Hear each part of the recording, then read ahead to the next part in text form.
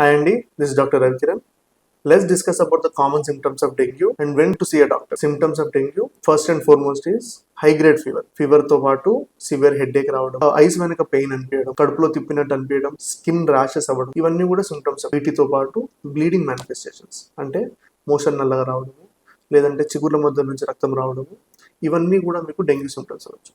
అయితే bleeding manifestations వచ్చాయంటే that is a severe form of dengue.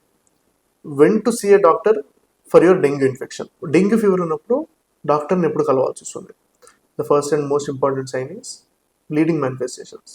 మోషన్లో రక్తం వచ్చినా, చిగుర్ల మధ్యలో నుంచి బ్లీడింగ్ వచ్చినా, పరెల్స్ చేతుల మీద నల్లగా దద్దుల్లాగా వచ్చినా కంపల్సరీ విజిట్ యువర్ డాక్టర్. అలానే uncontrolled vomitings, severe pain abdomen, అలా and at the same time platelet count. ఎప్పుడైతే platelet count less than 1 lakh వెళ్ళిందో make sure that you visit your general practitioner or general physician.